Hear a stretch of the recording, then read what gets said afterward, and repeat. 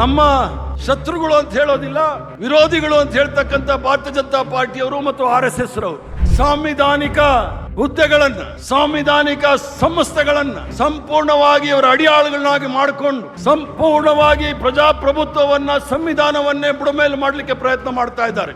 ತ್ರಿವರ್ಣ ಧ್ವಜದ ವಿರುದ್ಧ ಇದ್ದಂತವ್ರು, ಸಂವಿಧಾನದ ವಿರುದ್ಧ ಇದ್ದಂತವ್ರು, ಸ್ವತಂತ್ರ ಹೋರಾಟದ ವಿರುದ್ಧ ಇದ್ದಂತವ್ರು ಇವತ್ತು ಯಾವುದೋ ವಾಮ ಮಾರ್ಗದಿಂದ ಬಂದು ಅಧಿಕಾರವನ್ನ ಹಿಡಿದು ಸಂವಿಧಾನವನ್ನು ಸಹ ಮುಗಿಸ್ಲಿಕ್ಕೆ ಹೋಗ್ತಕ್ಕಂಥ ಕೆಲಸ ಮಾಡ್ತಾ ಇದ್ದಾರೆ. ಇದು ತಮ್ಮ ಸ್ವಾತಂತ್ರ್ಯವನ್ನ ಕಿತ್ಕೊಳ್ತಕ್ಕಂಥ ಕೆಲಸ ಯಾರು ಬ್ರಿಟಿಷರು ಮಾಡ್ತಾ ಇದ್ರು ಅದನ್ನ ಮಾಡ್ಲಿಕ್ಕೆ ಕೊಡ್ತಾ ಇದ್ದಾರೆ. ಇದ್ರ ಮಧ್ಯೆ ಅಂಬೇಡ್ಕರ್ ಅವರು ಹೇಳ್ತಾರೆ, ರಾಜಕಾರಣಕ್ಕೆ ಬಂದ್ರೆ ಬರುವಾಗ ಜೀವನ ಮಾಡ್ಲಿಕ್ಕೋಸ್ಕರ ರಾಜಕಾರಣಕ್ಕೆ ಬರಬೇಡಿ, ರಾಜಕಾರಣಕ್ಕೆ ಬಂದ್ರೆ ಬಡವರ ದೀನ ದಲಿತರ ಜೀವನವನ್ನ ಬದಲಾವಣೆ ಮಾಡ್ಲಿಕ್ಕೋಸ್ಕರ ರಾಜಕಾರಣಕ್ಕೆ ಬನ್ನಿ ಅಂತ ಹೇಳಿ ಬಾಬಾ ಸಾಹೇಬ್ ಭೀಮರಾವ್ ಅಂಬೇಡ್ಕರ್ ಅವರು ಹೇಳ್ತಾರೆ. ಸರ್ಕಾರ ಅಂತಕ್ಕಂಥದ್ದು ಯಾರ ಪೂರ್ವಾಜಿತ ಸೊತ್ತಲ್ಲ. ನೀವು ಏನು ಸರ್ಕಾರವನ್ನ ರಚನೆ ಮಾಡಲಿಕ್ಕೆ ಸಹಾಯ ಮಾಡಿದ್ರಿ, ರಕ್ತ ಬೆವರು ಸುಲ್ಸ್ ಮಾಡಿದಿರಿ, ಆ ಸರ್ಕಾರದ ಫಲ ನಿಮಗೂ ಸಹ ಸಿಗಬೇಕು ಅಂತ ಹೇಳಿ ನಾನು ಹೇಳ್ತೇನೆ. ಎಲ್ಲರಿಗೂ ನಮಸ್ಕಾರ. ಬೆಳಿಗ್ಗೆ 8:30 ತಾವೆಲ್ಲರೂ ಸಹ ವಿವಿಧ ಜಿಲ್ಲೆಯಿಂದ, ಬ್ಲಾಕ್ ಕಾಂಗ್ರೆಸ್ ಕಮಿಟಿಯಿಂದ, ಜಿಲ್ಲಾ ಕಾಂಗ್ರೆಸ್ ಕಮಿಟಿಯಿಂದ ತಾವು ಬೆಂಗಳೂರು ನಗರಕ್ಕೆ ಆಗಮಿಸಿದ್ದೀರಿ. ಈ ಒಂದು ಸಂಕಲ್ಪ ಸಮಾವೇಶದಲ್ಲಿ ಪಾಲ್ಗೊಂಡು ಮುಂದೆ ಬರ್ತಕ್ಕಂಥ ದಿನಗಳಲ್ಲಿ ಕಾಂಗ್ರೆಸ್ ಪಕ್ಷದ ನಿರ್ಣಯಗಳನ್ನು ಮುಂದೆ ನಡೆಸ್ಕೊಂಡು ಹೋಗಲಿಕ್ಕೆ ತಾವೆಲ್ಲರೂ ಸಹ ಬಂದಿದ್ದೀರಿ. ಅದಕ್ಕೋಸ್ಕರ ವೈಯಕ್ತಿಕವಾಗಿ ಕಾಂಗ್ರೆಸ್ ಪಕ್ಷದ ಪರವಾಗಿ ತಮ್ಮೆಲ್ಲರಿಗೂ ಸಹ ಸ್ವಾಗತವನ್ನು ಬಯಸ್ತೇನೆ. ಇವತ್ತು ನನ್ನ ಜೀವನದಲ್ಲಿ ಮಹತ್ವಪೂರ್ಣ ದಿವಸ ಅಂಥೇಳಿ ನಾನು ಭಾವಿಸ್ಕೊಳ್ಬೇಕಾದ್ರೆ ಮುಖ್ಯವಾಗಿ ಈ ಒಂದು ಜವಾಬ್ದಾರಿಯನ್ನು ಏನು ವಹಿಸ್ಕೊಂಡಿದ್ದೀನಿ, ಇದು ಅಧಿಕಾರ ಅಲ್ಲ. ಈ ಜವಾಬ್ದಾರಿಯನ್ನು ವಹಿಸ್ಕೊಂಡಿರ್ತಕ್ಕಂಥದ್ದು 141 ವರ್ಷ ಈ ರಾಷ್ಟ್ರದಲ್ಲಿ ರಾಷ್ಟ್ರ ಸೇವೆ ಮಾಡ್ಕೊಂಡು ಬಂದಿರತಕ್ಕಂಥ ಒಂದು ಪವಿತ್ರವಾದ ರಾಜಕೀಯ ಪಕ್ಷ ಆಗಿರ್ತಕ್ಕಂಥ ಕಾಂಗ್ರೆಸ್ ಪಕ್ಷದ ನೇತೃತ್ವವನ್ನು ವಹಿಸಲಿಕ್ಕೆ ನಮಗೆಲ್ಲರೂ ಸಹ ಅವಕಾಶ ಮಾಡಿಕೊಟ್ಟಂಥ ನಮ್ಮೆಲ್ಲರ ಅಚ್ಚುಮೆಚ್ಚಿನ ನಾಯಕಿ ಸೋನಿಯಾ ಗಾಂಧಿಯವರು, ಅಖಿಲ ಭಾರತ ಕಾಂಗ್ರೆಸ್ ಸಮಿತಿಯ ಅಧ್ಯಕ್ಷರಾದ ಮಲ್ಲಿಕಾರ್ಜುನ್ ಖರ್ಗೆ ಸಾಹೇಬರು, ನನ್ನ ಅಚ್ಚುಮೆಚ್ಚಿನ ನಾಯಕ ಆಗಿರ್ತಕ್ಕಂಥ ರಾಹುಲ್ ಗಾಂಧಿಯವರು ಹಾಗೂ ಪ್ರಿಯಾಂಕಾ ಗಾಂಧಿಯವರು ಮತ್ತು ಆಲ್ ಇಂಡಿಯಾ ಕಾಂಗ್ರೆಸ್ ಕಮಿಟಿಯ ಪ್ರಧಾನ ಕಾರ್ಯದರ್ಶಿಗಳಾಗಿರ್ತಕ್ಕಂಥ ವೇಣುಗೋಪಾಲ್ ರವರು ಮತ್ತು ಸುರ್ಜೇವಾಲಾ ಅವರವರು ಈ ಒಂದು ಅವಕಾಶವನ್ನು ಕಲ್ಪಿಸಿಕೊಟ್ಟಿದ್ದಾರೆ. ಅವರಿಗೆ ನಾನು ಶತಕೋಟಿ ನಮಸ್ಕಾರಗಳನ್ನು ಸಲ್ಲಿಸ್ತಾ ತಮ್ಮ ಮುಂದೆ 2 ಮಾತಾಡಲಿಕ್ಕೆ ಬೀಳ್ತೇನೆ. ಕಾಂಗ್ರೆಸ್ ಪಕ್ಷದ ಜವಾಬ್ದಾರಿ ಅಂತ ಹೇಳಿದ್ರೆ, ಈಗಾಗಲೇ ನಾನು ಹೇಳಿದೆ, ಅದೊಂದು ಭಾಳ ಪವಿತ್ರವಾದ ಪಕ್ಷ ಅಂತ ಹೇಳಿದ್ರೆ, ಇದು ಯಾವುದೋ ದೇವಸ್ಥಾನದಲ್ಲಿ, ಮಸೀದಿನಲ್ಲಿ, ಚರ್ಚಲ್ಲಿ ಯಾವುದಾದ್ರೂ ಇದೆಯಾ ಅಂತ ಹೇಳಿ, ಈ ರಾಷ್ಟ್ರ ಗುಲಾಮರ ಬ್ರಿಟಿಷರ ಕೆಳಗಡೆ ಗುಲಾಮ್ಗಿರಿಯ ಅಡಿಯಲ್ಲಿದ್ದಾಗ ಮತ್ತು ಭೇದ ಭಾವಗಳಿಂದ ತುಂಬಿ ತುಳುಕ್ತಾ ಇದ್ದ ಸಂದರ್ಭದಲ್ಲಿ ನಾವೆಲ್ಲರೂ ಸಹ ಸ್ವತಂತ್ರರು ಅಂತ ಹೇಳಿ, ಯಾವುದೇ ರೀತಿಯ ಭೇದ ಭಾವಗಳಿಲ್ಲ ಅಂತ ಹೇಳಿ ಈ ಒಂದು ಕಾಂಗ್ರೆಸ್ ಪಕ್ಷ ಹುಟ್ಟು ಹಾಕಿದ ಮೇಲೆ ನಿರಂತರವಾಗಿ ಸ್ವತಂತ್ರ ಹೋರಾಟ ಮಾಡಿ ನಮ್ಮೆಲ್ಲರಿಗೂ ಸಹ ಸ್ವತಂತ್ರವನ್ನು ಕೊಟ್ಟಿರ್ತಕ್ಕಂಥದ್ದು ತಾವೆಲ್ಲರೂ ಸಹ ಅನುಭವಿಸ್ತಾ ಇದ್ದೀರಿ. ಕಾಂಗ್ರೆಸ್ ಪಕ್ಷ ಇದು ಕೇವಲ ರಾಜಕೀಯ ಪಕ್ಷ ಅಲ್ಲ, ಇದು ಭಾರತದ ಬಹುತ್ವದ ಆತ್ಮ. ಈಗಾಗಲೇ ಬಹಳಷ್ಟು ಜನ ಮಾತಾಡುವಾಗ ಹೇಳ್ತಾ ಇದ್ರು, ಈ ದೇಶದಲ್ಲಿ ಬಹುತ್ವ ಅಂತ ಹೇಳಿದ್ರೆ 7 ದೊಡ್ಡ ಧರ್ಮಗಳಿರ್ತಕ್ಕಂಥ ರಾಷ್ಟ್ರ. ಹಿಂದೂ ಧರ್ಮ, ಇಸ್ಲಾಂ ಧರ್ಮ, ಕ್ರೈಸ್ತ ಧರ್ಮ, ಬೌದ್ಧ ಧರ್ಮ, ಜೈನ್ ಧರ್ಮ, ಸಿಖ್ ಧರ್ಮ, ಜೊರಾಸ್ಟ್ರಿಯನ್ ಧರ್ಮ ಇರ್ತಕ್ಕಂಥ ಬಹುತ್ವದ ರಾಷ್ಟ್ರ ಇಡೀ ಪ್ರಪಂಚದಲ್ಲಿ ನಿಮಗೆಲ್ಲೂ ಸಿಗದೆ ಇರ್ತಕ್ಕಂಥದ್ದು ಈ ಭೂಮಂಡಲದಲ್ಲಿ ಭಾರತ ದೇಶದ ಹೆಸರಲ್ಲಿ ಇರ್ತಕ್ಕಂಥ ಈ ಒಂದು ಕೊಡುಗೆ ಕಾಂಗ್ರೆಸ್ ಪಕ್ಷದ ಕೊಡುಗೆ. ಭಾರತ ರಾಷ್ಟ್ರದ ಪರಿಕಲ್ಪನೆಯನ್ನು ಕೊಟ್ಟಿರ್ತಕ್ಕಂಥದ್ದು ಕಾಂಗ್ರೆಸ್ ನೇತೃತ್ವದಲ್ಲಿ ಮಹಾತ್ಮ ಗಾಂಧಿ ಅವರು. ಸ್ವಾತಂತ್ರ್ಯ ಬರೋದಕ್ಕಿಂತ ಮೊದಲು ಈ ರಾಷ್ಟ್ರದಲ್ಲಿ ಸುಮಾರು 560 ರಾಜ ಮಹಾರಾಜರಿದ್ದಂಥ ರಾಷ್ಟ್ರವನ್ನ ಸ್ವತಂತ್ರ ರಾಷ್ಟ್ರವನ್ನಾಗಿ ಮಾಡಿ, ಗಣರಾಜ್ಯವಾಗಿ ಮಾಡಿ, ಎಲ್ಲರಿಗೂ ಸಹ ಅಧಿಕಾರ ಇರಬೇಕು ಅಂತೇಳಿ ತಮ್ಮ ಕೈಯಲ್ಲಿ ಅಧಿಕಾರವನ್ನು ಕೊಟ್ಟಿರ್ತಕ್ಕಂಥದ್ದು ಕಾಂಗ್ರೆಸ್ ಪಕ್ಷ. ಅದಕ್ಕೋಸ್ಕರ ಇದು ಪವಿತ್ರವಾದ ಪಕ್ಷ ಅಂತ ಹೇಳ್ತಾ ಇದ್ದೀನಿ. 100% ಶುದ್ಧ ಶ್ರೀಗಂಧ ಎಣ್ಣೆಯಿಂದ ತಯಾರಾಗಿದೆ. ಅಸಲಿ ಉತ್ತಮಿಕೆಯನ್ನು ಹೊಂದಿದೆ. ಮೈಸೂರು ಸ್ಯಾಂಡಲ್ ಸೋಪ್, ನನ್ನ ರಾಯಲ್ ಬ್ಯೂಟಿ ರಿಚುವಲ್. ಅದ್ರ ಜೊತೆಗೆ ಕಾಂಗ್ರೆಸ್ ಪಕ್ಷ ಕೇವಲ ಸರ್ಕಾರ, ಚುನಾವಣೆ, ಮಂತ್ರಿ, MLA, MLC, MP ಆಗುವಂಥದ್ದಲ್ಲ. ಈ ರಾಷ್ಟ್ರಕ್ಕೆ ಕೊಟ್ಟಿರ್ತಕ್ಕಂಥ ಬಾಬಾ ಸಾಹೇಬ್ ಭೀಮರಾವ್ ಅಂಬೇಡ್ಕರ್ ಅವರು ಪಂಡಿತ್ ಜವಾಹರ್ಲಾಲ್ ನೆಹರೂರವರ ನೇತೃತ್ವದಲ್ಲಿ ಕೊಟ್ಟಿರ್ತಕ್ಕಂಥ ಸಂವಿಧಾನವನ್ನು ರಕ್ಷಣೆ ಮಾಡಿಕೊಂಡು ಮುಂದೆ ತೆಗೆದುಕೊಂಡು ಹೋಗ್ತಕ್ಕಂಥ ದೊಡ್ಡ ಸಂಕಲ್ಪವನ್ನು ನಾವು ತೆಗೆದುಕೊಳ್ಬೇಕಾಗಿದೆ. ಈಗಾಗಲೇ ನಮಗೂ ಸಹ ಎಲ್ಲ ವಯಸ್ಸಾಗ್ತಾ ಇದೆ. ಈ ಒಂದು ಸಂಕಲ್ಪ ಸಮಾವೇಶದಲ್ಲಿ ಈ ಒಂದು ಏನು ಮುಖ್ಯಮಂತ್ರಿಗಳು ಈಗಾಗಲೇ ಹೇಳಿದ್ದಾರೆ, 5 ವರ್ಷದಲ್ಲಿ 28 ಮತ್ತು 29 ಅಂತ ಹೇಳಿ, ಇವೆಲ್ಲಕ್ಕೂ ಸಹ ನಮ್ಮ ಮುಂದೆ ದೊಡ್ಡ ಸವಾಲಿದೆ. ಈ ಸವಾಲನ್ನ ಎದುರಿಸಲಿಕ್ಕೋಸ್ಕರ ನಮ್ಮ ಜೊತೆ ಆಲ್ ಇಂಡಿಯಾ ಕಾಂಗ್ರೆಸ್ ಕಮಿಟಿ ಅಧ್ಯಕ್ಷರಾದ ಖರ್ಗೆ ಸಾಹೇಬರ ಜೊತೆ ಮತ್ತು ವರ್ಕಿಂಗ್ ಕಮಿಟಿಯ ಸದಸ್ಯರಾಗಿರ್ತಕ್ಕಂಥ ಮಾಜಿ ಮುಖ್ಯಮಂತ್ರಿಗಳಾಗಿರ್ತಕ್ಕಂಥ ಸಿದ್ದರಾಮಯ್ಯನವರು, ಅಖಿಲ ಭಾರತ ಕಾಂಗ್ರೆಸ್ ಸಮಿತಿಯ ಪ್ರಧಾನ ಕಾರ್ಯದರ್ಶಿಗಳಾದಂಥ ಸುರ್ಜೇವಾಲಾರವರು, ಕರ್ನಾಟಕ ರಾಜ್ಯದ ನೂತನವಾಗಿ ನೇಮಕಗೊಂಡಿರ್ತಕ್ಕಂಥ ಮುಖ್ಯಮಂತ್ರಿಗಳಾಗಿರ್ತಕ್ಕಂಥ ಡಿ ಕೆ ಶಿವಕುಮಾರ್ ಅವರು, ವೇದಿಕೆ ಮೇಲೆ ಕುಳಿತಿರ್ತಕ್ಕಂಥ ಎಲ್ಲ ನಾಯಕರು. ನಾನು ಮಾತಾಡೋದಕ್ಕಿಂತ ಮೊದಲು ಇನ್ನೂ ಹಲವಾರು ನಾಯಕರು ಮಾತಾಡಬೇಕಾಯಿತು. ಸಮಯದ ಅಭಾವದಿಂದ ನಾಯಕರು ಹೇಳಿದ ತಕ್ಷಣ ಆ ಹೆಸರುಗಳು ಮಾತ್ರ ನಾನು ಹೇಳ್ತೀನಿ. ನಮ್ಮ ಮುನಿಯಪ್ಪನವರು ಮಾತಾಡಬೇಕಾಗಿತ್ತು, ಸತೀಶ್ ಜಾರಕಿಹೊಳಿ ಅವರು ಮಾತಾಡಬೇಕಾಗಿತ್ತು, ಜಮೀರ್ ಅಹಮದ್ ಅವರು ಮಾತಾಡಬೇಕಾಗಿತ್ತು. ಆದರೆ ಸಮಯದ ಅಭಾವದಿಂದ ನಾನೇ ಮಾತಾಡಿ ತದನಂತರ ಸಿದ್ದರಾಮಯ್ಯನವರು ಮಾತಾಡ್ತಾ ಇದ್ದಾರೆ. ಅದರ ಜೊತೆಗೆ ತಾವು ಕಾಂಗ್ರೆಸ್ ಪಕ್ಷದ ಸ್ವತಂತ್ರ ಹೋರಾಟದ ಪರಂಪರೆ ಇರ್ತಕ್ಕಂಥವ್ರು, ನಮ್ಮ ಶತ್ರುಗಳು ಅಂತ ಹೇಳೋದಿಲ್ಲ, ವಿರೋಧಿಗಳು ಅಂತ ಹೇಳ್ತಕ್ಕಂಥ ಭಾರತೀಯ ಜನತಾ ಪಾರ್ಟಿಯವರು ಮತ್ತು RSS ರವರು, ಏನು ಸ್ವತಂತ್ರ ಹೋರಾಟದಲ್ಲಿ ಯಾವುದೇ ರೀತಿಯ ಕೊಡುಗೆ ಇಲ್ಲದಿರ್ತಕ್ಕಂಥ ಭಾರತೀಯ ಜನತಾ ಪಾರ್ಟಿಯ ಮತ್ತು RSS ರವರು ನಮ್ಮ ಮುಂದೆ ದೊಡ್ಡ ಸವಾಲನ್ನೇ ತಂದಿಟ್ಟಿದ್ದಾರೆ. ಆ ಸವಾಲು ಏನು ಅಂತ ಹೇಳಿದರೆ, ಸಾಂವಿಧಾನಿಕ ಹುದ್ದೆಗಳನ್ನು, ಸಾಂವಿಧಾನಿಕ ಸಂಸ್ಥೆಗಳನ್ನು ಸಂಪೂರ್ಣವಾಗಿ ಅವರ ಅಡಿಯಾಳುಗಳನ್ನಾಗಿ ಮಾಡಿಕೊಂಡು ಸಂಪೂರ್ಣವಾಗಿ ಪ್ರಜಾಪ್ರಭುತ್ವವನ್ನು, ಸಂವಿಧಾನವನ್ನೇ ಬುಡಮೇಲು ಮಾಡಲಿಕ್ಕೆ ಪ್ರಯತ್ನ ಮಾಡ್ತಾ ಇದ್ದಾರೆ. ಯಾಕಂದರೆ ಭಾರತೀಯ ಜನತಾ ಪಾರ್ಟಿಯವರು ಅವರ ಏನು ಪಿತೃಪಕ್ಷ ಅಂತ ಹೇಳ್ತಾರೆ RSSನ ಒಂದು ರಾಜಕೀಯ ಘಟಕ ಭಾರತೀಯ ಜನತಾ ಪಾರ್ಟಿ. ತ್ರಿವರ್ಣ ಧ್ವಜದ ವಿರುದ್ಧ ಇದ್ದಂಥವ್ರು, ಸಂವಿಧಾನದ ವಿರುದ್ಧ ಇದ್ದಂಥವ್ರು, ಸ್ವತಂತ್ರ ಹೋರಾಟದ ವಿರುದ್ಧ ಇದ್ದಂಥವ್ರು ಇವತ್ತು ಯಾವುದೋ ವಾಮ ಮಾರ್ಗದಿಂದ ಬಂದು ಅಧಿಕಾರವನ್ನು ಹಿಡಿದು ಸಂವಿಧಾನವನ್ನು ಸಹ ಮುಗಿಸ್ಲಿಕ್ಕೆ ಹೋಗ್ತಕ್ಕಂಥ ಕೆಲಸ ಮಾಡ್ತಾ ಇದ್ದಾರೆ. ಇದು ತಮ್ಮ ಸ್ವಾತಂತ್ರ್ಯವನ್ನು ಕಿತ್ಕೊಳ್ತಕ್ಕಂಥ ಕೆಲಸ ಯಾರು ಬ್ರಿಟಿಷರು ಮಾಡ್ತಾ ಇದ್ರು ಅದನ್ನು ಮಾಡಲಿಕ್ಕೆ ಕೊಡ್ತಾ ಇದ್ದಾರೆ. ಅದಕ್ಕೆ ನಾವೆಲ್ಲರೂ ಸಹ ಎಚ್ಚರದಿಂದ ಇರಬೇಕಾಗತ್ತೆ. ಅದ್ರ ಜೊತೆಗೆ ಈಗಾಗಲೇ ಮಾನ್ಯ ಮುಖ್ಯಮಂತ್ರಿಗಳು ಮತ್ತು ನಮ್ಮೆಲ್ಲರ ಅಚ್ಚುಮೆಚ್ಚಿನ ನಾಯಕರಾದ ಖರ್ಗೆ ಸಾಹೇಬರು ಮಾತಾಡುವಾಗ ವೋಟ್ ಚೋರಿ ಬಗ್ಗೆ ಮಾತಾಡಿದ್ರು, SIR ಬಗ್ಗೆ ಮಾತಾಡಿದ್ರು. ಆದರೆ SIR ಬಗ್ಗೆ ಮಾತಾಡುವಾಗ ಅದರಲ್ಲಿ ಆಗ್ತಕ್ಕಂಥ ಅನಾಹುತಗಳು, ಈ ರಾಷ್ಟ್ರದಲ್ಲಿರ್ತಕ್ಕಂಥ ಮತಪಟ್ಟಿಯಲ್ಲಿರ್ತಕ್ಕಂಥ ಹೆಸರುಗಳನ್ನು ಕೈಬಿಟ್ಟು ಅವ್ರದ್ದೇ ಆದ ರೀತಿಯ ಮಾಡಲಿಕ್ಕೆ ಹೊರಡಿರ್ತಕ್ಕಂಥದ್ದನ್ನು ಸಹ ನಾವು ಎಚ್ಚರ ವಹಿಸಬೇಕಾಗತ್ತೆ. ಸ್ವತಂತ್ರ ಪೂರ್ವದಲ್ಲಿ ಚುನಾವಣೆ ನಡೆಯೋ ಸಂದರ್ಭದಲ್ಲಿ ಯಾರು ಮತ ಚಲಾವಣೆ ಮಾಡ್ತಾರೆ ಅಂತ ಒಂದು ಇತಿಹಾಸ ನೀವು ನೋಡಿದಾಗ, ಯಾರು ಟ್ಯಾಕ್ಸ್ ಕಟ್ತಾರೋ ಅವ್ರಿಗೆ ಮಾತ್ರ ಮತ ಚಲಾವಣೆ ಮಾಡ್ತಕ್ಕಂಥ ಪರಿಸ್ಥಿತಿ ಇತ್ತು. ಸ್ವತಂತ್ರ ಬಂದ ನಂತರ ಸಮಾಜದಲ್ಲಿರ್ತಕ್ಕಂಥ ಕಟ್ಟಕಡೆಯ ವ್ಯಕ್ತಿ, ಕಟ್ಟಕಡೆಯ ಪಂಕ್ತಿಯಲ್ಲಿರ್ತಕ್ಕಂಥ ಕಟ್ಟಕಡೆಯ ವ್ಯಕ್ತಿ ಕೂಡ ತಮ್ಮ ಮತವನ್ನು ಚಲಾವಣೆ ಮಾಡಿ 5 ವರ್ಷಕ್ಕೆ ಅವ್ರಿಗೆ ಬೇಕಾದಂಥ ಸರ್ಕಾರವನ್ನು ಆರಿಸ್ಕೊಡ್ತಕ್ಕಂಥ ಒಂದು ದೊಡ್ಡ ಪ್ರಜಾಪ್ರಭುತ್ವದ ಶಕ್ತಿಯನ್ನು ನಮ್ಮ ಕೈ ಕೊಟ್ಟಿದ್ದಾರೆ. ಅದಕ್ಕೋಸ್ಕರ ವಿಶೇಷ ತೀವ್ರ ಪರಿಷ್ಕರಣಾ SIR ಅಂತ ಏನು ಹೇಳ್ತೀವಿ, ಅದರ ಮೂಲಕ ನಮ್ಮ ಹಕ್ಕನ್ನು ಕಸಿದುಕೊಳ್ಳಕ್ಕೆ ಪ್ರಯತ್ನ ಮಾಡ್ತಾ ಇದ್ದಾರೆ. ಅದರ ವಿರುದ್ಧ ನಾವೆಲ್ಲರೂ ಸಹ ಹೋರಾಟ ಮಾಡಬೇಕಾಗತ್ತೆ.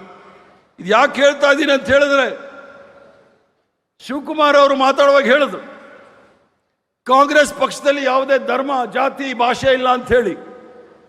ನಾನಾದರೂ ಹೇಳಲಿಕ್ಕೆ ಇಚ್ಛೆ ಬೀಳ್ತೇನೆ, ನಮ್ಮ ಧರ್ಮ, ಕಾಂಗ್ರೆಸ್ ಪಕ್ಷದ ಧರ್ಮ ತ್ರಿವರ್ಣ ಧ್ವಜ ಅನ್ನೋದನ್ನು ಬಹಳ ಧೈರ್ಯವಾಗಿ ನೀವು ಹೇಳಬೇಕಾಗತ್ತೆ. ನಮ್ಮ ಧರ್ಮ ತ್ರಿವರ್ಣ ಧ್ವಜ, ನಮ್ಮ ಪವಿತ್ರವಾದ ಗ್ರಂಥ, ನಮ್ಮ ಸಂವಿಧಾನ, ನಮ್ಮ ಜಾತಿ ಕಾಂಗ್ರೆಸ್ ಪಕ್ಷ ಅಂತೇಳಿ ಧೈರ್ಯವಾಗಿ ಹೇಳಿ ನಾವು ಮುಂದೆ ಹೋಗ್ಬೇಕಾಗತ್ತೆ.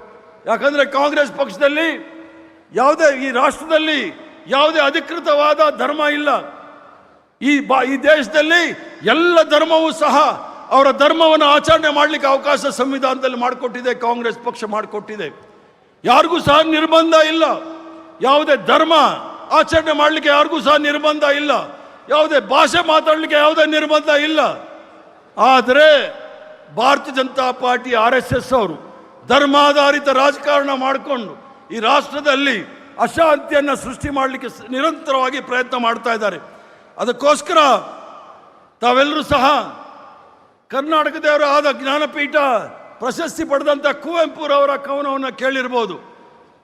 ಓ ಬನ್ನಿ ಸೋದರರೇ, ಗುಡಿ ಚರ್ಚು ಮಸೀದಿಗಳ ಬಿಟ್ಟು ಹೊರ ಬನ್ನಿ, ಮೌಢ್ಯತೆಯ ಮಾರಿಯನ್ನು ಹೊರದೂಡ ಬನ್ನಿ, ಬಡತನವ ಬುಡ ಮೇಲ ಕೀಳ ಬನ್ನಿ, ಬನ್ನಿ ಸೋದರರೇ ವಿಶ್ವಪಥಕ್ಕೆ ಅಂತೇಳಿ ಕುವೆಂಪುರವ್ರು ಏನು ಹೇಳಿದ್ರು ನೋಡಿ, ಅದನ್ನು ನಾವು ಸಾಕ್ಷಾತ್ಕಾರವಾಗಿ ಅನುಷ್ಠಾನಕ್ಕೆ ನಿರಂತರವಾಗಿ 80 ವರ್ಷದಿಂದ ತಂದಿರ್ತಕ್ಕಂಥದ್ದು ನಾವೆಲ್ಲೂ ಸಹ ನೋಡಿದ್ದೇವೆ.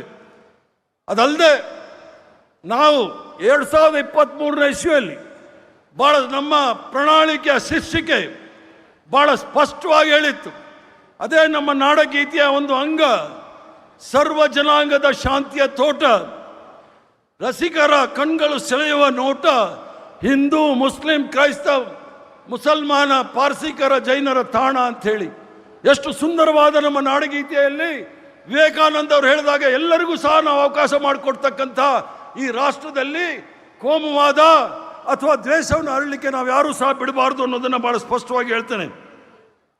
ಅದರ ಜೊತೆಗೆ ಈ ಒಂದು ಸಂಕಲ್ಪ ತಗೊಳ್ಳುವ ಸಂದರ್ಭದಲ್ಲಿ ತಾವೆಲ್ಲರೂ ಸಹ ಮಾಡಬೇಕಾಗಿರ್ತಕ್ಕಂಥದ್ದು, ಮೊಟ್ಟ ಮೊದಲನೇದಾಗಿ ತಾವೆಲ್ಲರೂ ಸಹ ಕಾಂಗ್ರೆಸ್ ಪಕ್ಷದ ಕಾರ್ಯಕರ್ತರು ನಮ್ಮ ಹೋರಾಟವನ್ನು, ಅದು ರೈತ ಹೋರಾಟ ಇರ್ಬೋದು, ವಿದ್ಯಾರ್ಥಿಗಳ ಹೋರಾಟ ಇರ್ಬೋದು, ಕಾರ್ಮಿಕರ ಹೋರಾಟ ಇರ್ಬೋದು, ಮಹಿಳೆಯರ ಪರ ಹೋರಾಟ ಇರ್ಬೋದು, ಇವೆಲ್ಲ ಹೋರಾಟವನ್ನು ಸಹ ಕಾಂಗ್ರೆಸ್ ಪಕ್ಷದ ನೇತೃತ್ವ ವಹಿಸಿ ನಮ್ಮೆಲ್ಲರ ಅಚ್ಚುಮೆಚ್ಚಿನ ನಾಯಕಿ ಸೋನಿಯಾ ಗಾಂಧಿ ಅವರು, ರಾಹುಲ್ ಗಾಂಧಿ ಅವರು, ಮಲ್ಲಿಕಾರ್ಜುನ್ ಖರ್ಗೆ ಸಾಹೇಬರು ದೆಹಲಿಯಲ್ಲಿ ಹೋರಾಟ ಮಾಡೋ ಸಂದರ್ಭದಲ್ಲಿ ನಾವೆಲ್ಲರೂ ಸಹ ಅವ್ರ ಕೈ ಬಲಪಡಿಸ್ತಕ್ಕಂಥ ಕೆಲಸವನ್ನು ಮಾಡಬೇಕಾಗತ್ತೆ. ನಾವೇನಾದರೂ ಸ್ವಲ್ಪ ಎಚ್ಚರ ತಪ್ಪಿದ್ರೆ, ಏನು ನಮಗೆ ನಮ್ಮ ಪೂರ್ವಜರು ಸ್ವಾತಂತ್ರ್ಯವನ್ನು ತಂದುಕೊಟ್ಟು ಸಂವಿಧಾನವನ್ನು ಕೊಟ್ಟಿದ್ದಾರೆ, ಇವೆಲ್ಲವೂ ಸಹ ನಿರ್ನಾಮ ಮಾಡಲಿಕ್ಕೆ ಎಲ್ಲವೂ ಸಹ ಕಾತರದಿಂದ ಇದ್ದಾರೆ. ಇದು ಯಾಕೆ ಹೇಳ್ತಾ ಇದ್ದೀನಿ ಅಂತ ಹೇಳಿದರೆ, ತಾವೆಲ್ಲರೂ ಸಹ ಗಮನಿಸಿರ್ತೀರಿ, ದೇಶದಲ್ಲಿ ಧರ್ಮಾಧಾರಿತ ರಾಜಕಾರಣ ಮಾಡುವಾಗ ಯಾವ ಅನಾಹುತಗಳು ಈ ದೇಶದಲ್ಲಿ ಆಗಿದೆ ಅಂತ ಹೇಳಿ.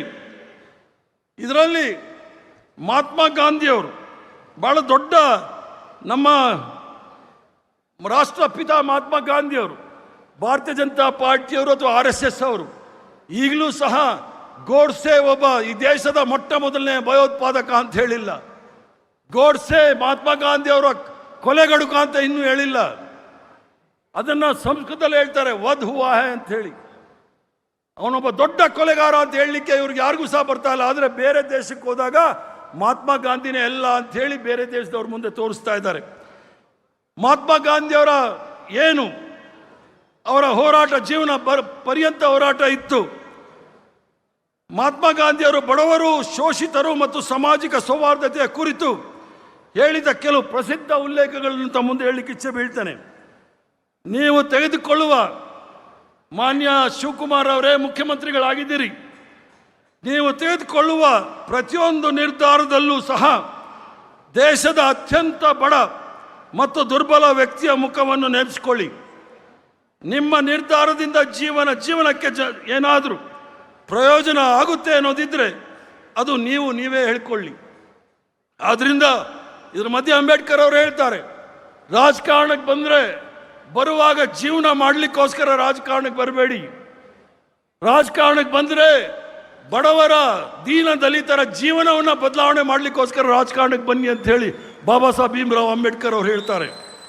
ಅದಲ್ಲದೆ ದೇಶದ ಅತ್ಯಂತ ಬಡ ಮತ್ತು ದುರ್ಬಲ ವ್ಯಕ್ತಿಯನ್ನು ನೆನಪಿಸ್ಕೊಳ್ಬೇಕು ಅಂತೇಳಿ ಮಹಾತ್ಮ ಗಾಂಧಿ ಅವರು ಹೇಳ್ತಾರೆ. ಯಾಕಂದರೆ ಈಗ ನರೇಂದ್ರ ಮೋದಿ, ಅಮಿತ್ ಶಾ, ಭಾರತೀಯ ಜನತಾ ಪಾರ್ಟಿಯವರು ನೆನೆಸ್ಕೊಳ್ಳದೆ ಅದಾನಿ ಅಂಬಾನಿ, ಬಡವ್ರನ್ನ ಯಾರೂ ಸಹ ನೆನೆಸ್ಕೊಳ್ತಾ ಇಲ್ಲ.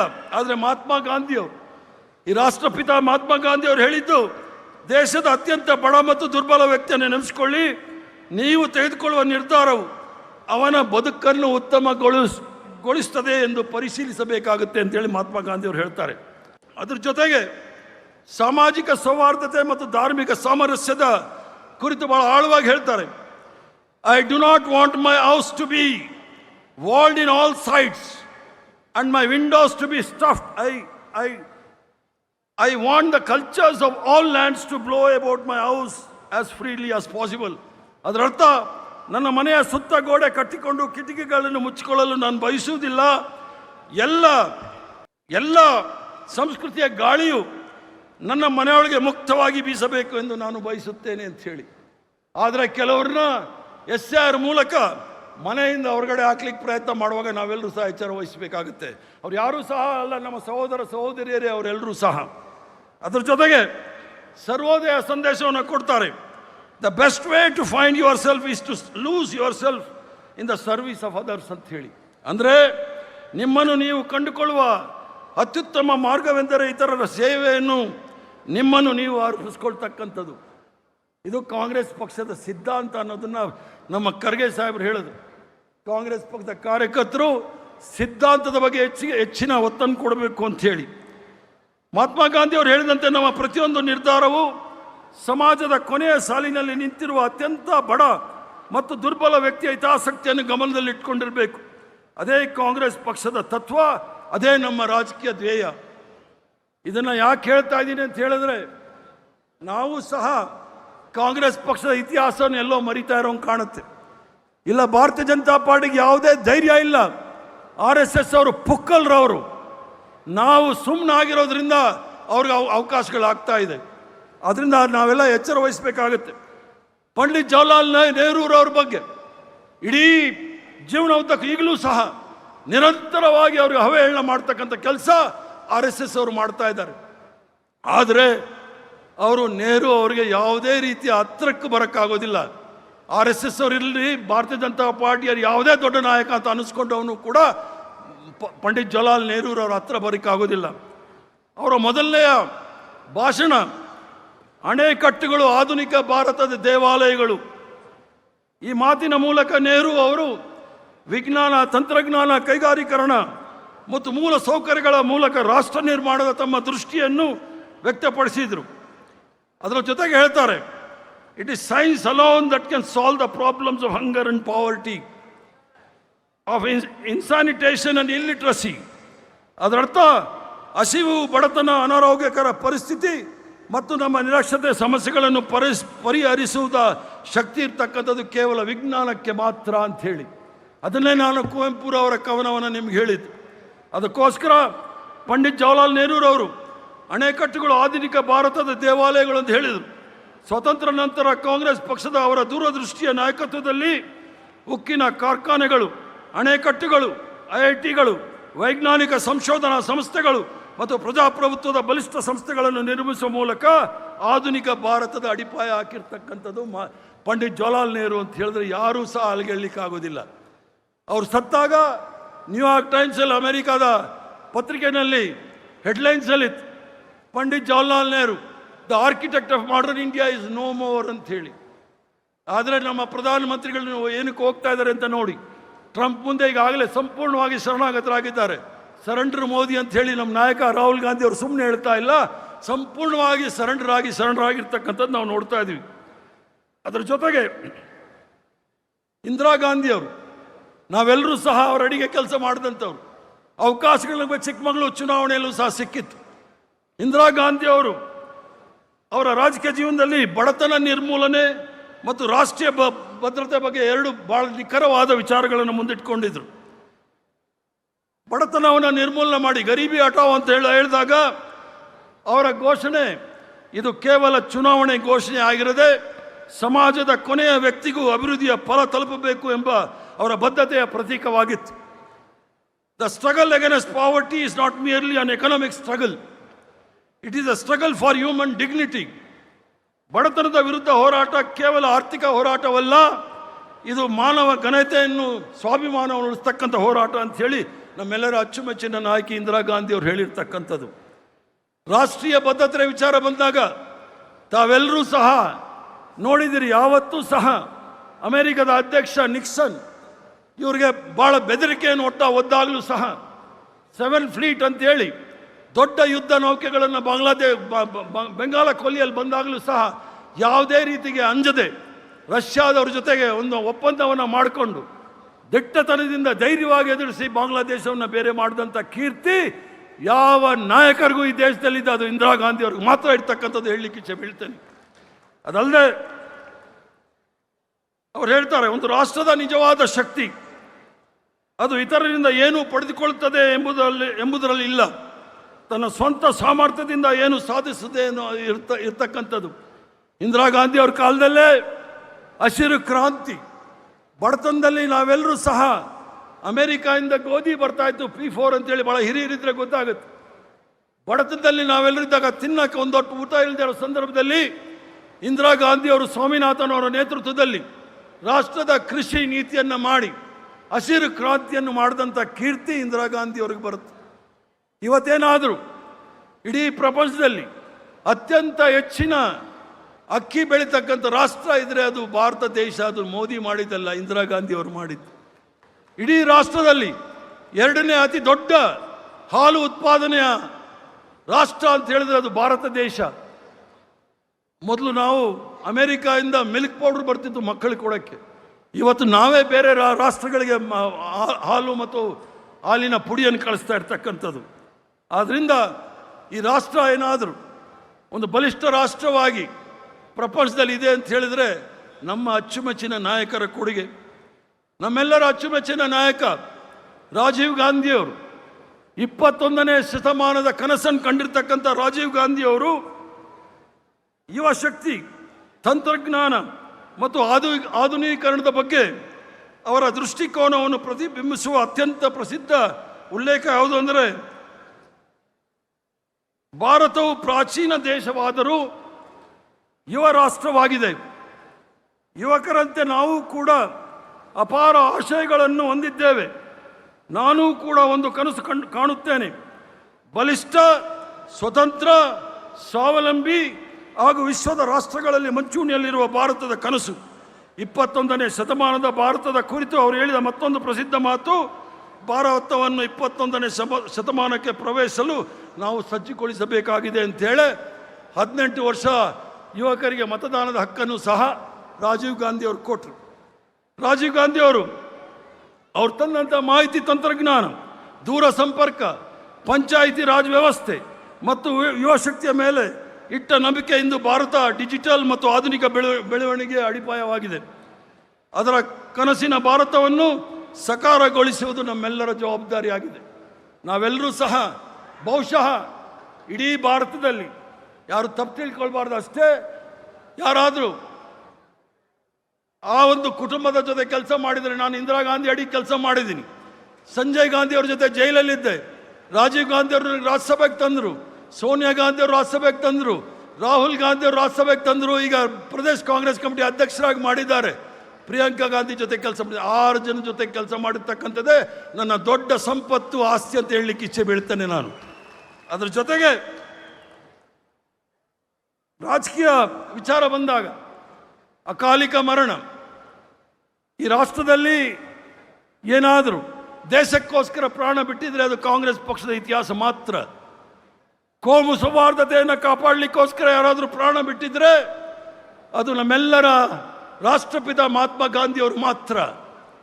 ಈ ರಾಷ್ಟ್ರಕ್ಕೆ ಏಕತೆಗೆ ಧಕ್ಕೆ ಬಂದಾಗ ಪ್ರಾಣಾರ್ಪಣೆ ಮಾಡಿರ್ತಕ್ಕಂಥದ್ದು ಇಂದಿರಾ ಗಾಂಧಿಯವರು. ಈ ರಾಷ್ಟ್ರದ ಅಖಂಡತೆಗೆ ಧಕ್ಕೆ ಆದಾಗ ಪ್ರಾಣಾರ್ಪಣೆ ಮಾಡಿರ್ತಕ್ಕಂಥದ್ದು ರಾಜೀವ್ ಗಾಂಧಿಯವರು. ಈ ರಾಷ್ಟ್ರದಲ್ಲಿ ಭಾರತೀಯ ಜನತಾ ಪಾರ್ಟಿ ಅಧಿಕಾರಕ್ಕೆ ಬಂದು ಅಟಲ್ ಬಿಹಾರಿ ವಾಜಪೇಯಿ ಅವರ ನೇತೃತ್ವದಲ್ಲಿ ಅಲ್ಲೋಲ ಕಲ್ಲೋಲ ಆಗೋ ಸಂದರ್ಭದಲ್ಲಿ ಕಾಂಗ್ರೆಸ್ ಪಕ್ಷವನ್ನು ಅಧಿಕಾರಕ್ಕೆ ತಂದು ಪ್ರಧಾನಮಂತ್ರಿಯ ಹುದ್ದೆಯನ್ನು ತ್ಯಾಗ ಮಾಡಿದ್ದಾರೆ ಅಂತ ಹೇಳಿದ್ರೆ ಅದು ಸೋನಿಯಾ ಗಾಂಧಿ ಮಾತ್ರ ಅಂತ ಹೇಳಲಿಕ್ಕೆ ನಿಮಗೆ ಇಚ್ಛೆ ಬೀಳ್ತಾನೆ. ಡಾಕ್ಟರ್ ಮನಮೋಹನ್ ಸಿಂಗ್ ಅವರ ಕಾಲದಲ್ಲಿ ಸೋನಿಯಾ ಗಾಂಧಿ ಅವರ ಅಧಿಕಾರ ತೆಗೆದುಕೊಂಡ ನಂತರ ನೀವೆಲ್ಲರೂ ಸಹ ನೋಡಿದ್ದೀರಿ, ಮೊಟ್ಟ ಮೊದಲನೇದಾಗಿ ಗ್ರಾಮೀಣ ಪ್ರದೇಶದಲ್ಲಿರ್ತಕ್ಕಂಥ ಬಡವರಿಗೆ ಯಾರೂ ಸಹ ಉದ್ಯೋಗ ಇಲ್ಲದೆ ಇರಬಾರ್ದು ಅಂತೇಳಿ ವರ್ಷಕ್ಕೆ 100 ದಿನಗಳ ಕಾಲ ಉದ್ಯೋಗಾವಕಾಶವನ್ನು ಮಾಡಿಕೊಟ್ಟಂಥದ್ದು ಮಹಾತ್ಮ ಗಾಂಧಿ. ಉದ್ಯೋಗ ಖಾತರಿ ಯೋಜನೆಯನ್ನು ಮಾಡಿಕೊಟ್ರು. ಅದನ್ನು ಇವತ್ತು ಭಾರತೀಯ ಜನತಾ ಪಾರ್ಟಿಯವರು ಬುಡಮೇಲು ಮಾಡ್ತಾ ಇದೆ.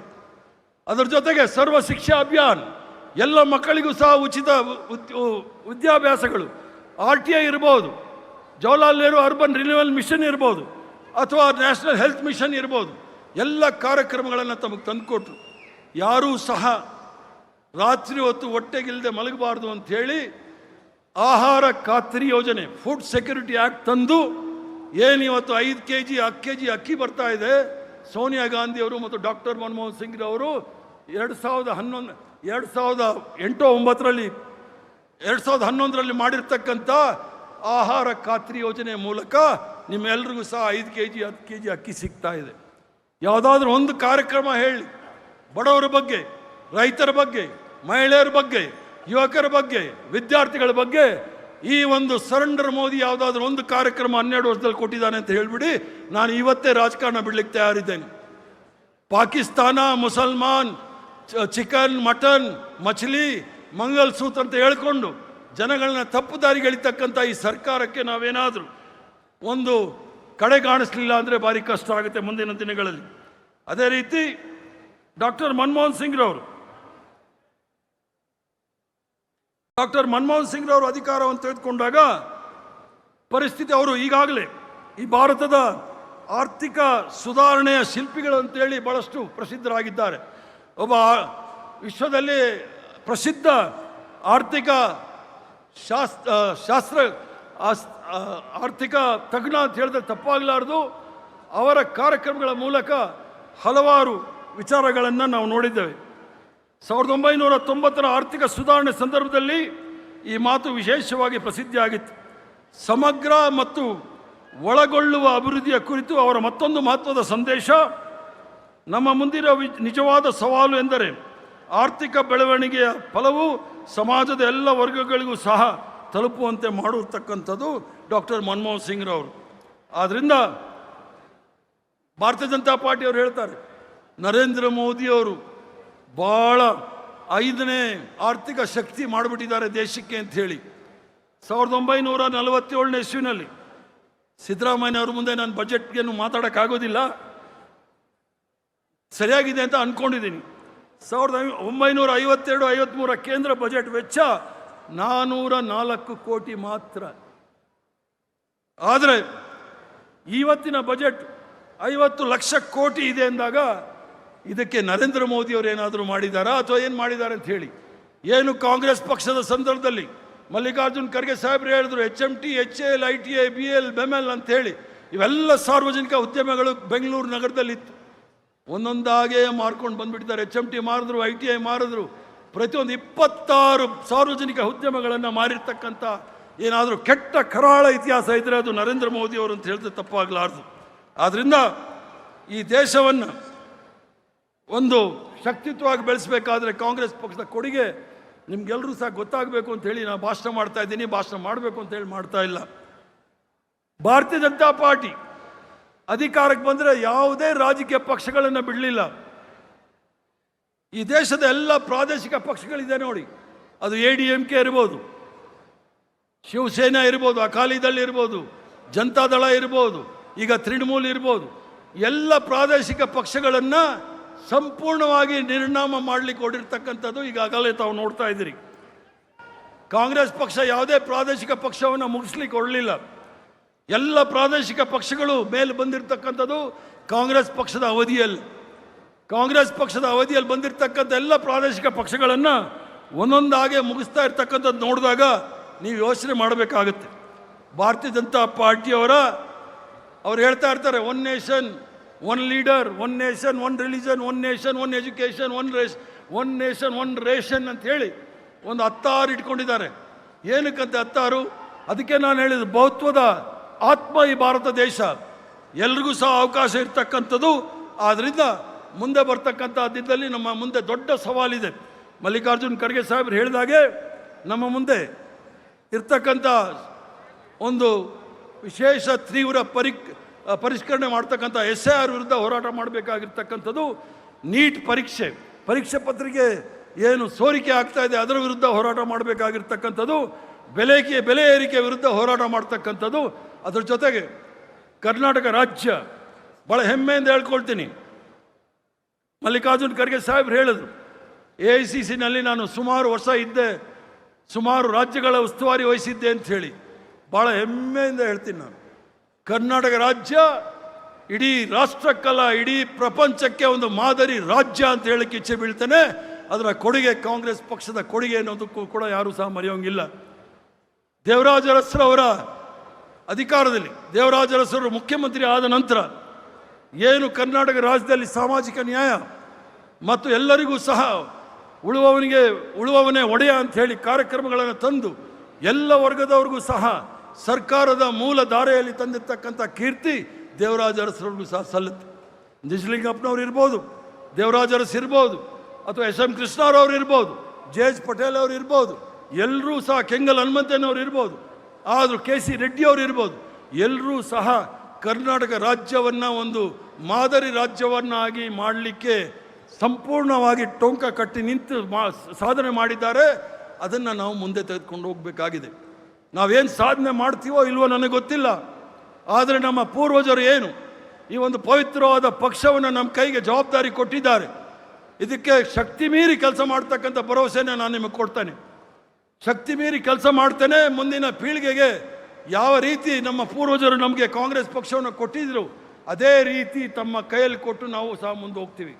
ಮತ್ತು ಖರ್ಗೆ ಸಾಹೇಬರು ಕೆಲವು ಕಿವಿ ಮಾತು ಹೇಳಿದರು. ಯಾವುದೇ ಸಂದರ್ಭದಲ್ಲಿ ಪಕ್ಷಕ್ಕೆ ತೊಂದರೆ ಆಗದಾಗೆ ನಾನು ಮತ್ತು ಮುಖ್ಯಮಂತ್ರಿಗಳಾಗಿರ್ತಕ್ಕಂಥ ಶಿವಕುಮಾರ್ ಅವರು ಒಟ್ಟಿಗೆ ಕಾಂಗ್ರೆಸ್ ಪಕ್ಷವನ್ನು ಮುಂದೆ ತೆಗೆದುಕೊಂಡು ಹೋಗ್ತೀವಿ. ಅದರ ಜೊತೆಗೆ ಕೆಲವು ಅಗ್ರಿಮೆಂಟ್ ಕೂಡ ತಾವು ಮಾಡಿಕೊಂಡಿದ್ರಿ. 2.5 ವರ್ಷ ಆಗೋಯ್ತು. ಬೋರ್ಡ್ ಕಾರ್ಪೊರೇಷನ್ ಚೇರ್ಮನ್ಗಳು ಹಂಗೆ ಇದ್ದಾರೆ, ಮೆಂಬರ್ಗಳು ಹಂಗೆ ಇದ್ದಾರೆ. ಅವ್ರನ್ನೆಲ್ಲ ರಾಜೀನಾಮೆ ತಗೊಂಡು ಹೊಸಬ್ರಿಗೆ ಅವಕಾಶ ಮಾಡಿಕೊಡಿ ಅಂತ ಕೂಡ ನಾನು ಹೇಳಲಿಕ್ಕೆ ಇಚ್ಛೆ ಬೀಳ್ತೇನೆ. ಯಾಕೆಂದರೆ 1ನೇ ಇನ್ನಿಂಗ್ಸ್ ಆಯಿತು, ಸಿದ್ದರಾಮಯ್ಯನವರು 1ನೇ ಇನ್ನಿಂಗ್ಸ್ ಮಾಡಿದ್ರು. ಈಗ 2ನೇ ಇನ್ನಿಂಗ್ಸ್ ನಾವು ಆಡಬೇಕಾದ್ರೆ ಪಿಚ್ ಹೆಂಗಿದೆ ಅನ್ನೋದು ನೋಡಬೇಕಾದ್ರೆ ಹೊಸ ಕಾರ್ಯಕರ್ತರ ಜೊತೆಗೆ ಹೊಸ ಜವಾಬ್ದಾರಿ ಅವ್ರಿಗೆಲ್ಲರೂ ಸಹ ಕೊಡಬೇಕು ಅಂತ ನಾನು ಹೇಳ್ತೇನೆ. ಯಾಕಂದರೆ ಇದು ನಮ್ಮ ಪೂರ್ವಾರ್ಜಿತ ಸೊತ್ತಲ್ಲ. ಸರ್ಕಾರ ಅಂತಕ್ಕಂಥದ್ದು ಯಾರ ಪೂರ್ವಾರ್ಜಿತ ಸೊತ್ತಲ್ಲ. ನೀವು ಏನು ಸರ್ಕಾರವನ್ನು ರಚನೆ ಮಾಡಲಿಕ್ಕೆ ಸಹಾಯ ಮಾಡಿದ್ರಿ, ರಕ್ತ ಬೆವರು ಸುಲ್ಸ್ ಮಾಡಿದಿರಿ, ಆ ಸರ್ಕಾರದ ಫಲ ನಿಮಗೂ ಸಹ ಸಿಗಬೇಕು ಅಂತೇಳಿ ನಾನು ಹೇಳ್ತೇನೆ. ಮತ್ತು ನನ್ನ ಜೀವನದಲ್ಲಿ ರಾಜಕೀಯ ಜೀವನದಲ್ಲಿ ನಾನು ಯಾವತ್ತೂ ಸಹ ವಿಧಾನಸೌಧ ಪಾರ್ಲಿಮೆಂಟ್ ಓಡಾಡ್ದವನಲ್ಲ, ಲೆಟರ್ ಗಿಟರ್ ಇಟ್ಕೊಂಡು ಓಡಾಡ್ದವನಲ್ಲ, ಫೈಲ್ ಇಟ್ಕೊಂಡು ಓಡಾಡ್ದವನಲ್ಲ. ಕಾಂಗ್ರೆಸ್ ಪಕ್ಷ ಪವಿತ್ರವಾದ ಪಕ್ಷ. ಸಾವಿರಾರು ಜನ ಪ್ರಾಣಾರ್ಪಣೆ ಮಾಡಿ, ಲಕ್ಷಾಂತರ ಜನ ತ್ಯಾಗ ಮಾಡಿ ಈ ಪಕ್ಷವನ್ನು ಈ ರಾಷ್ಟ್ರದಲ್ಲಿ ಇಟ್ಟಿದ್ದಾರೆ. ಇಡೀ ಪ್ರಪಂಚದಲ್ಲಿ ಹೆಸರುವಾಸಿಯಾಗಿರ್ತಂಥ ಪಕ್ಷ. ಇದನ್ನು ಬಲಿಷ್ಠವಾಗಿ ಬೆಳೆಸಬೇಕು ಅಂತೇಳಿ ಭಾರತ್ ಸೇವಾದಳದಲ್ಲಿ ಮೊದಲನೇ ಹೆಜ್ಜೆ ಶೇಷಾಪುರಂ ಸ್ಕೂಲು, NSUI MES ಕಾಲೇಜಲ್ಲಿ NSUI ನನ್ನ ಗುರುಗಳಾದ H ನರಸಿಂಹಯ್ಯನವರು MPL ಶಾಸ್ತ್ರಿಗಳು. ಅವರು MPL ಶಾಸ್ತ್ರಿಗಳು ಒಂದು ಕಾಲೇಜಿನ ಅಧ್ಯಕ್ಷರಾಗಿ ಏನು ಮಾಡಬೇಕು ಅಂತ ಹೇಳ್ಕೊಟ್ಟಿರ್ತಕ್ಕಂಥದ್ದು ಈಗಲೂ ಸಹ ನಮಗೆ ಉಪಯೋಗಕ್ಕೆ ಬರ್ತಾ ಇದೆ. H ನರಸಿಂಹಯ್ಯನವರು ಬೆಂಗಳೂರು ಯೂನಿವರ್ಸಿಟಿಯ ವೈಸ್ ಚಾನ್ಸಲರ್ ಇದ್ದರು. ನಾಯಕತ್ವ ಹೆಂಗಿರಬೇಕು ಅಂಥೇಳಿ ನನ್ನ ಜೊತೆ ಇಲ್ಲಿ ಸ್ಟೇಜ್ ಮೇಲೆ PM ಅಶೋಕ್ ಗಾಂಧಿ ಟೋಪಿ ಹಾಕ್ಬಿಟ್ಟಿದ್ದಾರೆ, ಅವರಿದ್ದರು. ರೇವಣ್ಣ ಇದ್ದರು, ಮತ್ತು KM ನಾಗರಾಜರವರು. ರೇವಣ್ಣ PM ಅಶೋಕ್ ಏನಾದರೂ ಸ್ವಲ್ಪ ಆದರು, ಮುಂದೆ ಏನೋ ಕನಸು ಬಿಡ ಕಾಣ್ತಾ ಇದ್ದಾರೆ ಅಶೋಕ್ರವರು, ಆದರೆ ಒಳ್ಳೆಯದು. KM ನಾಗರಾಜ್ ಅವರು ಮಾತ್ರ ಏನೂ ಆಗಲಿಲ್ಲ, ಅವ್ರಿಗೆ ಆರೋಗ್ಯನೂ ಸಹ ಸರಿ ಇರಲಿಲ್ಲ. ನಿರಂತರವಾಗಿ ನಾವೆಲ್ಲರೂ ಸಹ ಒಂದೇ ಪಕ್ಷದಲ್ಲಿ, ಇಂದಿರಾ ಗಾಂಧಿಯವರು ಇರ್ಬೋದು, ರಾಜೀವ್ ಗಾಂಧಿಯವರು ಇರ್ಬೋದು, ಸೋನಿಯಾ ಗಾಂಧಿಯವರು ಇರ್ಬೋದು, ರಾಹುಲ್ ಗಾಂಧಿಯವರು ಇರ್ಬೋದು, ಪ್ರಿಯಾಂಕಾ ಗಾಂಧಿಯವರು ಇರ್ಬೋದು, ನಿರಂತರವಾಗಿ ಒಂದೇ ಪಕ್ಷದಲ್ಲಿ ಕೆಲಸ ಯಾಕೆ ಮಾಡ್ಕೊಂಡು ಬಂದ್ವಿ ಅಂದರೆ ಎಲ್ಲರಿಗೂ ಸಹ ಅವಕಾಶ ಕೊಡ್ತಕ್ಕಂಥ ಯಾವುದಾದ್ರೂ ಪಕ್ಷ ಇದ್ದರೆ ಅದು ಕಾಂಗ್ರೆಸ್ ಪಕ್ಷ ಅನ್ನೋದನ್ನು ಹೇಳ್ತೀನಿ. ನೀವು ಸಹ ಧೃತಿ ಕೆಡಬೇಡಿ. ನಾನು ಯಾವುದೇ ದೊಡ್ಡ ಜಾತಿಯಿಂದ ಬಂದವನಲ್ಲ, ನಾನು ಯಾವುದೇ ದೊಡ್ಡ ಬಂಡವಾಳಶಾಹಿ ಅಲ್ಲ.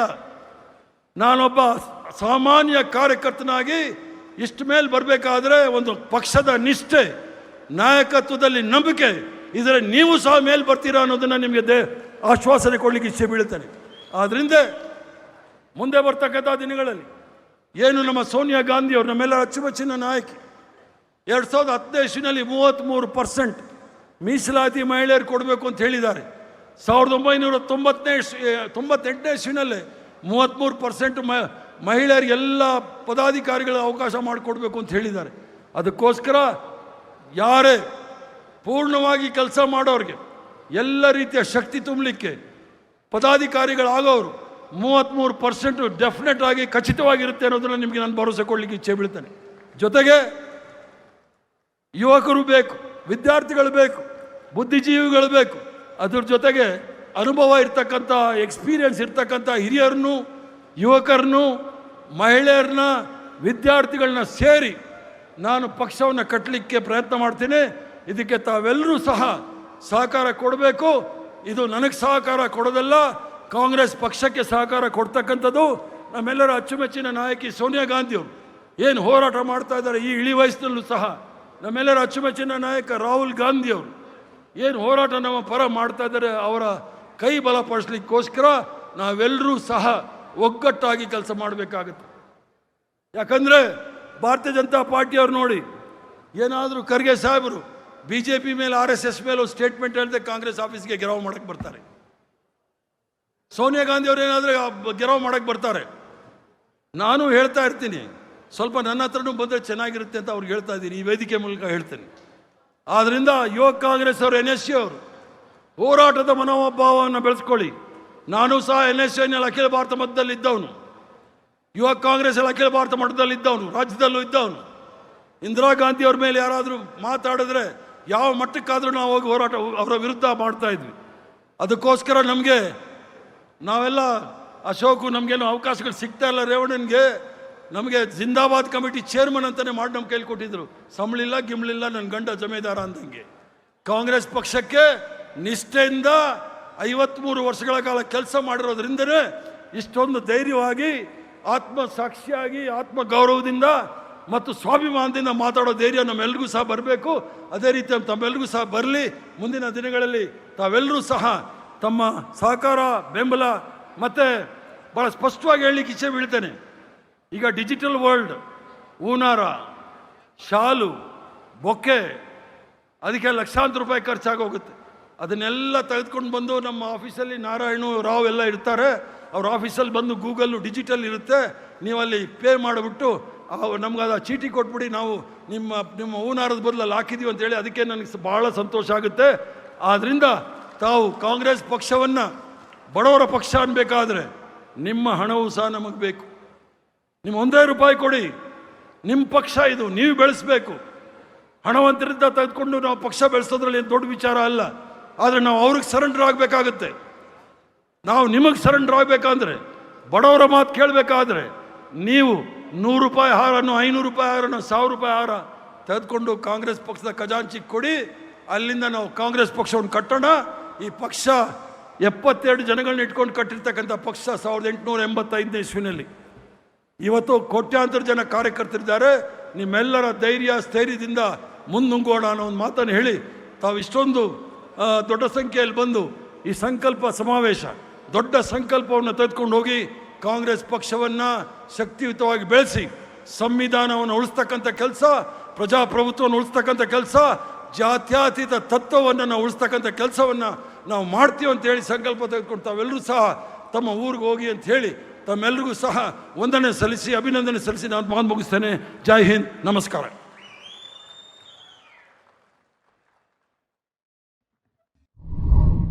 ಮತ್ತಷ್ಟು ವಿಶೇಷ ವಿಡಿಯೋಗಳನ್ನು ನೋಡಲು ಮತ್ತು ಹೊಸ ವಿಡಿಯೋಗಳ ಬಗ್ಗೆ ತಿಳಿಯಲು ಈ ದಿನ .com ಯೂಟ್ಯೂಬ್ ಚಾನೆಲ್ ಸಬ್ಸ್ಕ್ರೈಬ್ ಮಾಡಿ ಮತ್ತು ಬೆಲ್ ಐಕಾನ್ ಕ್ಲಿಕ್ ಮಾಡಿ.